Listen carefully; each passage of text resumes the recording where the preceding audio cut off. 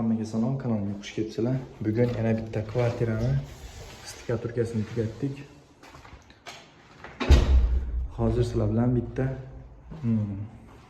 nima ishlar qilingani haqida ko'rsatib beraman. Birinchi navbatda stikaturka qildik hamma joyiga, ko'rib turganingizdek, va keyingi navbatda men bunaqa burchaklariga uголокlarni qo'yib chiqdik. Bu taraf kuxni, bu yerda mebel turadi. O'shuning uchun bu burchagi, короче, uchta burchagi ham 90 gradus bo'lishi kerak. Chunki mebel anaqa narsalar turadi. Bu taraf eshigimiz, mana bu tarafiga ham uголок и примыкательный qo'ydik va stikaturka qildik. Tepasiga ham va bu taraflariga ham. Bu tarafga ham burchakka uголок qo'ydik. Bu tarafga ham uголок qo'ydik. Va bu tarafga, bu taraflari ham 90 gradus burchaklari. Mana bunday stikaturka qildik. Bu bizning stansiya, ya'ni stikaturniy stansiya. Ko'pchilik buni yaxshi bilsa kerak, Moskvada ishlaydiganlar.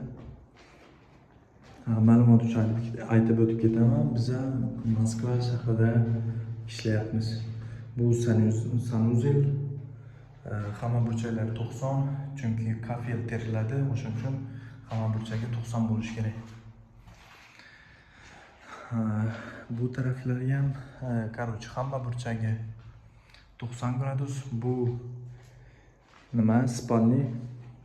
Bu tarafi, bu xona ham 90 gradus bo'lishi kerak. Bu esa garderob, kichkinagina xona. Javon turadigan. Bu xona ham 90 gradus bo'lishi kerak. Va bizda mana bunaqa oynalar bor.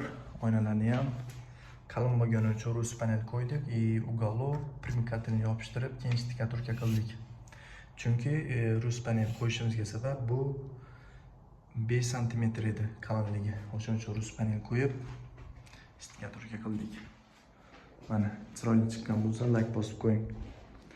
Endi xudo xolasa ertaga yangi kvartiraga ko'chamiz, uni ham stikaturka qilishimiz kerak. Bu tarafga ham shunaqa qildik. Uголок примыкательный и stikaturka qildik. Endi men sizlarga bitta Moskvani ko'rsataman, har doimgidek. Bu Moskva, bu taraf suv bor, bu tarafda domlar, pastda esa mashina. Yoqqan bo'lsa like bosing.